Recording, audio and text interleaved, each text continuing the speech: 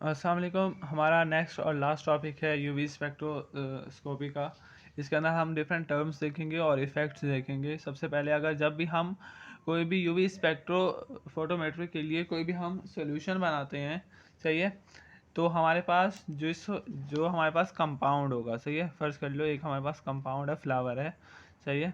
अब उसका हमारे पास एक ऐसे सॉल्वेंट के अंदर मिक्स होना बहुत ज़रूरी है कि जिसके अंदर वो हमारे पास एक क्लियर सॉल्यूशन बन सके, सही है।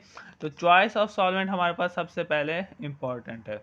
तो इस चॉइस ऑफ सॉल्वेंट के अंदर हमारे पास डिफरेंट टर्म्स दी गई हैं कि हमारे पास जो सॉल्वेंट है वो यूवी रेडिएशंस को एब्जॉर्ब ना करे उस सेम रीजन के अंदर जिस रीजन के अंदर हमारे पास वो मटेरियल एब्जॉर्ब कर रहा है, सही है। यानी फ़र्ज़ कर लो एक 700 नैनोमीटर के अंदर हमारे पास एक सब्सटेंस है, वो हमारे पास यूवी रेडिएशन को एब्जॉर्ब करेगा। अगर तो 700 नैनोमीटर के अंदर सॉल्वेंट भी एब्जॉर्ब करता है तो ये हमारे पास सही नहीं होगा। तो सॉल्वेंट को या तो हमारे पास 800 पे एब्जॉर्ब करना होगा या 600 पे, सही है। तो और जो हमारे पास सब्सटेंस है उसका जो एब्जॉर्प्शन पावर है वो कितनी होनी चाहिए, 700 नैनोमीटर, ये सपोज किए, सही है। नेक्स्ट जो है वो हमारे पास है कि सॉल्वेंट जो है वो कॉन्जुगेशन सिस्टम ना बनाए, सही है। तो ऐसे सब्सटेंस जो कॉन्जुगेशन सिस्टम ना बनाएंगे वो हमारे पास मोर सूटेबल होंगे, सही है। एक जो गुड सॉल्वेंट होगा उसके अंदर जो हमारे पास बैंड होंगे कि हमारे पास आइदर वो हमारे पास फाइन स्ट्रक्चर बना रहा है या हमारे पास वो बैंड बना रहा है, सही है। एक या तो फाइन स्पेक्ट्रा बना रहा है या तो बैंड स्पेक्ट्रा बना रहा है। कौन सा स्पेक्ट्रा बना रहा है ये भी हमारे पास बहुत इंपॉर्टेंट है।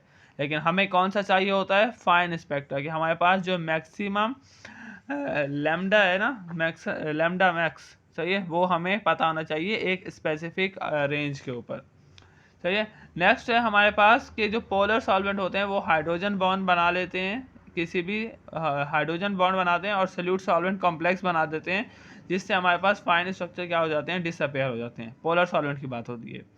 Non polar solvent hydrogen bond इतना नहीं बनाते और सॉल्यूट और सॉल्वेंट का जो स्पेक्ट्रा है वो हमारे पास अप्रॉक्सीमेट जो हो जाता है किस चीज़ के इक्वल हो जाता है, गैसियस स्टेज के ऊपर, सही है। तो हमारे पास फाइन स्ट्रक्चर मिलते हैं, सही है। तो आपसे ये पूछा जा सकता है कि फाइन स्ट्रक्चर किसके अंदर एब्जॉर्ब होता है, पोलर सॉल्वेंट के अंदर या नॉन पोलर के अंदर। तो हमें पता होना चाहिए कि पोलर सॉल्वेंट के अंदर। आपने एक टर्म याद रखनी है कि जो एनर्जी होती है यूवी रेडिएशंस के अंदर, जो हमारे पास एनर्जी होती है वो इन्वर्सली प्रोपोर्शनल होगी किसी चीज़ के वेवलेंथ के। कि आइदर हमारे पास अगर एनर्जी बढ़ रही है तो हमारे पास कम से कम वेवलेंथ लग रही है। हमने पीछे पढ़ा था एन पाई, एन स्टार, पाई स्टार और सिग्मा, सही है।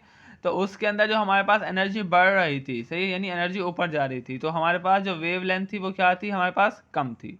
इधर हमारे पास एक पॉइंट है कि जो पोलर सॉल्वेंट है वो हमारे पास हाइड्रोजन बॉन्ड बनाएंगे, सही है, रेडियली बनाएंगे किस चीज़ के ऊपर, एक्साइटेड स्टेट के ऊपर as compared to ground state, सही है।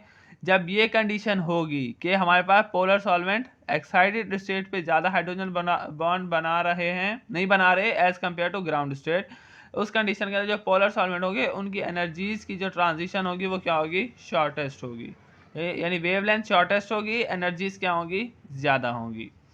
और दूसरे केस के अंदर जब हमारे पास हाइड्रोजन बॉन्ड बनेगा एक्साइटेड स्टेट के ऊपर as compared to ground state, तो जो हमारे पास पोलर सॉल्वेंट है ये शिफ्ट करेंगे एब्जॉर्प्शन को लॉन्गर वेवलेंथ के ऊपर और एनर्जीज क्या होंगी, रिड्यूस होंगी।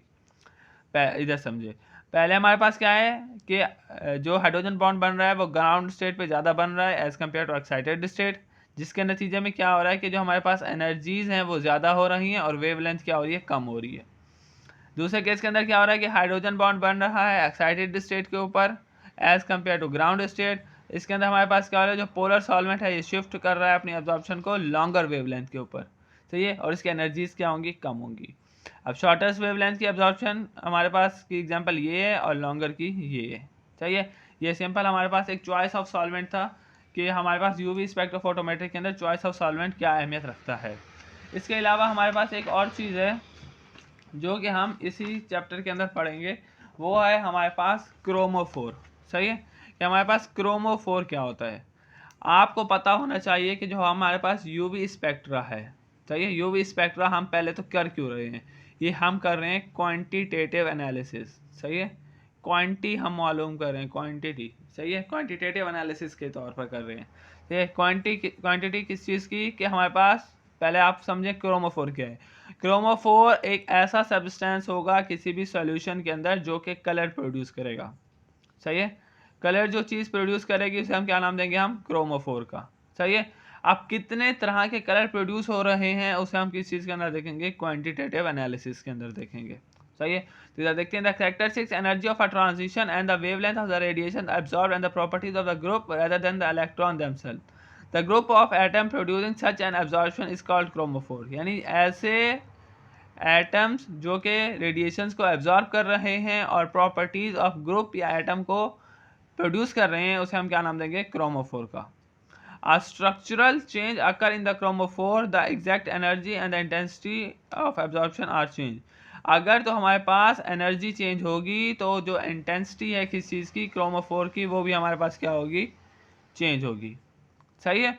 नेक्स्ट हमारे पास ये चीज़ें, आप इसका स्क्रीनशॉट ले सकते हैं कि कौन सी हमारे पास ट्रांजिशन होती है अल्केन्स के अंदर, कौन सी alcohol, ether, amine, sulphur compounds के अंदर होती है, कौन सी अल्कीन और अल्काइन के अंदर होती है। ये जस्ट हमारे पास फॉर एमसीक्यूज़ है, सही है, ये भी फॉर एमसीक्यूज है। हम देखते हैं ऑक्सोक्रोम। ऑक्सोक्रोम क्या है, the attachment of the sub group in the place of hydrogen in the basic chromophore. अगर कोई भी हमारे पास सब ग्रुप अटैच हो जाता है क्रोमोफोर के साथ, जो कि क्या करता है, उसके इंटेंसिटी ऑफ एब्जॉर्प्शन को बढ़ाता है। किस चीज़ की इंटेंसिटी ऑफ एब्जॉर्प्शन को, क्रोमोफोर की इंटेंसिटी ऑफ एब्जॉर्प्शन को बढ़ाएगा, उसे हम क्या नाम देंगे, ऑक्सोक्रोम का, सही है। वो इटसेल्फ हमारे पास कोई काम नहीं करेगा, लेकिन वो क्या करेगा, जस्ट इंटेंसिटी बढ़ाएगा, सही है। The group not give rise to the absorption of the ultraviolet radiation themselves but their presence modified the absorption. यानी ये मॉडिफाई करेगा लेकिन इटसेल्फ कुछ काम नहीं करेगा। इधर हमारे पास कुछ चीज़ें हैं टाइप्स ऑफ ऑक्सोक्रोम के अंदर। सबसे पहले आता है बैथोक्रोमिक शिफ्ट।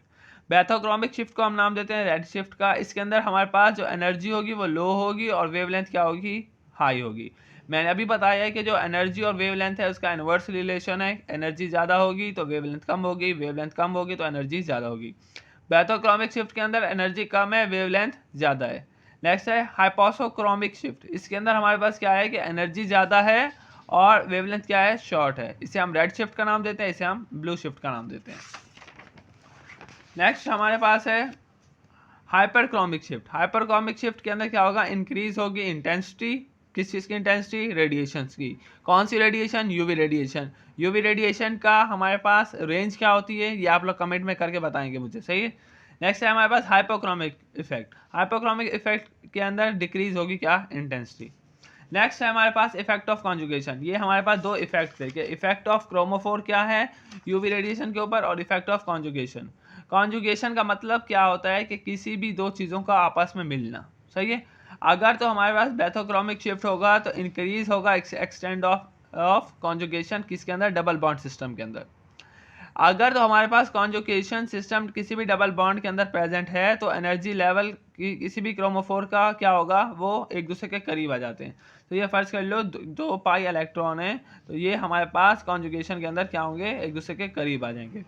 जिसके रिजल्ट के अंदर क्या होगी, जो एनर्जी प्रोड्यूस होगी वो ट्रांजिशन फॉर्म के अंदर ऑक्यूपाई करेगी इलेक्ट्रॉनिक एनर्जी लेवल को और मूव करेगी ऑक्यूपाइड से अनऑक्यूपाइड, यानी हायर एनर्जी से लोअर एनर्जी मॉलिक्यूल के अंदर, सही है। जो बैथोक्रोमिक शिफ्ट है ये ऑब्जर्व होगी in the series of conjugation polyenes as the length of the conjugated chain is increase, सही है। तो कॉन्जुगेटेड बैथोक्रोमिक शिफ्ट अगर तो हमारे पास होती है पोलियंस के अंदर, तो हमारे पास जो कॉन्जुगेशन चेन है वो क्या होगी, हमारे पास इंक्रीज होगी, सही है। यहाँ पे हमारे पास जो यूवी स्पेक्ट्रोफोटोमेट्री है वो हमारे पास कंप्लीट हुआ। नेक्स्ट हमारे पास जो टॉपिक होगा वो इंफ्रारेड स्पेक्ट्रोस्कोपी होगा, ये भी हम देखेंगे इंशाल्लाह, सही है। अभी तक आपके कोई भी क्वेश्चन हो, कोई भी क्वेरी हो तो आप मुझसे पूछ सकते हैं। जज़ाकल्लाह।